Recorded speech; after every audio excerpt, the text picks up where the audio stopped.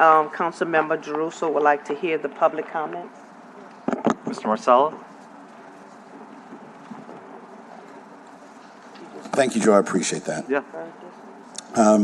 This obviously is concerning the potential development of West End Lakeshore Park.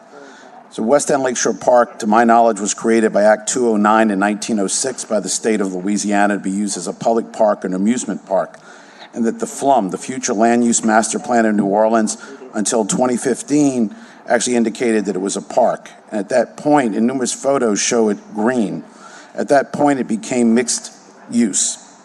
So right now we look at what's being proposed is develop 4 acres of the park. And there's a bid a contract that's been issued to HR&A advisors that'll cost about $200,000. It says it's to find developers for the park.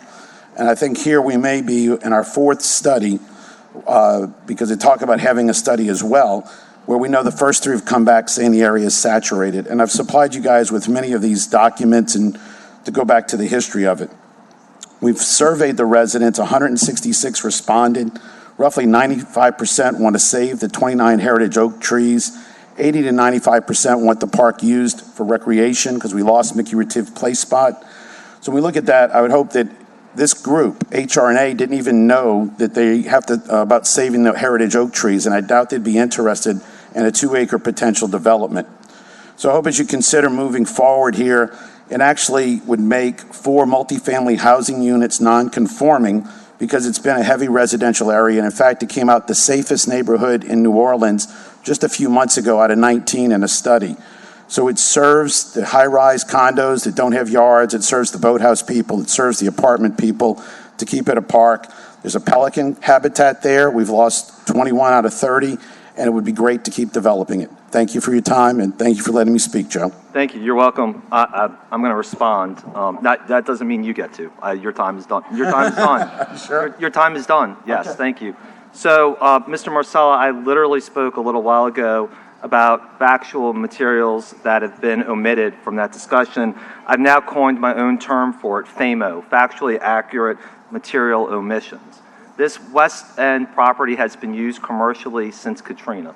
And now what people are trying to do is make it their own private playground for themselves instead of having the commercial development that residents would like instead. No part of OSS, the park area, is being touched here.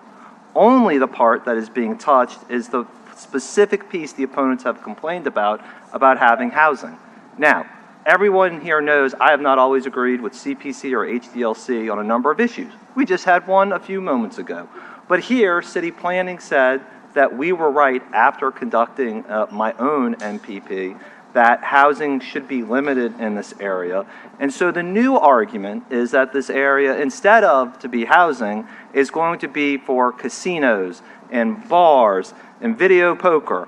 I'm sure the next thing is going to be we're going to build a mini Disneyland there. So all I'm telling the residents is that this has been commercial for a long time and that we are trying to work with everybody to get there. I've had 2 public meetings on this matter. We will continue to have public meetings on this matter.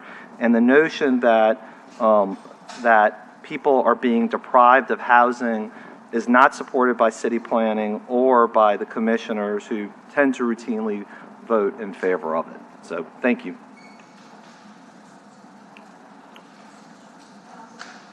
Council members, we need to go. All right.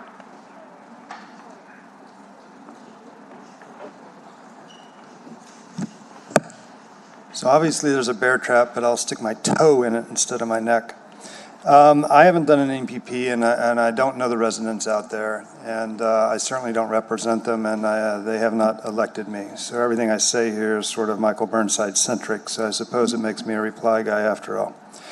But I want to point out a couple of things from my point of view. First point of view, I think, is the city needs hope for its poor. So the poor want to own. The poor want to join the property owning class. The poor are hopeful that they can rise above the status of poor, and they have been taught by generations of people that the way to do it is to own land. If you can own property, then the system works for you. And if you do not own property, well, quite frankly, the system does not work for you. So home ownership should be one of the keys to any decision on any person's radar as to what is usable and suitable for any particular area in the whole city, because the poor don't want to be ghettoized. They don't want to be sent to certain parts of the city and not others. So even if only a small amount was left for the poor in good areas, I think a lot of tension might be relievable.